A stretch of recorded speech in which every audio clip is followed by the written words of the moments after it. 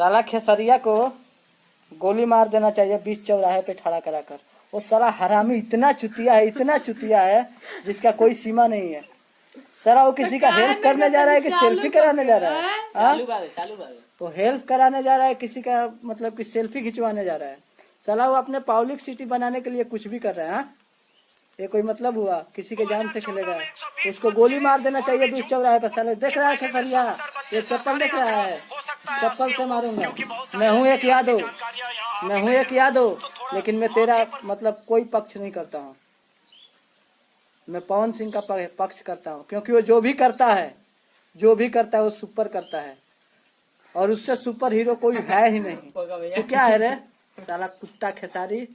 जिस दिन मिल जाएगा ना, मारूंगा, इतना मारूंगा साला बर्बाद हो जाएगा तू।